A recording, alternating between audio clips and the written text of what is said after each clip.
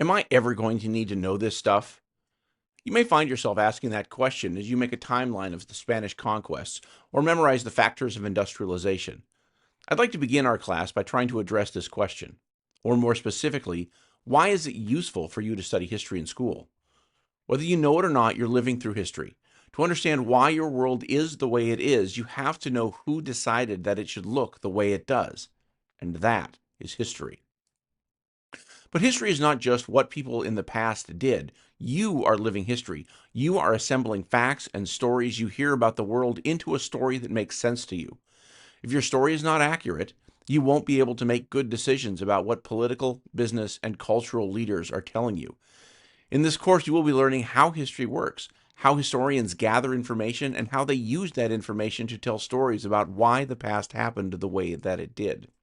But these ideas come from Professor Bob Bain at the University of Michigan, whose work you can find in our classroom materials or in the link below. Professor Bain noticed that for almost 50 years, politicians and educators were divided into two camps about what students should do in the history classroom. The first camp could be called team content. Team content marches under the banner, facts matter most. They argue essential facts, names, dates, and events are what make history necessary. Students need to know what happened. The second camp could be called team skills, and still waves the banner of critical thinking matters most. They respond, no, memorizing facts is trivial compared to understanding how to do history the way historians do, how to read and think like historians. Students need to know how to analyze evidence and draw conclusions. Well, in this class, we will do both. You will learn the content of history, like what happened to whom and where, but world history is vast, and it is impossible to know everything that has ever happened to anyone everywhere. You will also learn historical skills. You will learn how to evaluate facts, assemble them into different stories based on different perspectives. You will begin to see history as an unfinished puzzle. You'd need the puzzle pieces, the content or the factors, and the puzzle solving skills, or the critical thinking. But there's a third crucial element both sides have been missing. You need to be able to tell the story of what the picture shows and why it matters.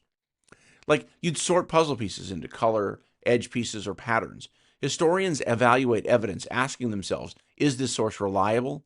Does this piece fit with other evidence? Historians then weave together multiple causes and effects over time, different perspectives and experiences, into patterns that connect individual lives to larger historical forces, to construct stories that explain why did it happen that way. When you learn to construct and evaluate historical narratives, you experience a powerful transformation. You begin to situate yourself within a larger history that connects you to your world today. Instead of seeing history as disconnected facts about dead people, you start to see how current problems have historical roots, how your families and your community's experiences connect to larger patterns. This helps you see your own life and community in a far more nuanced and complex way, through multiple people's eyes, at multiple levels, over an extended period of time. This is not easy work.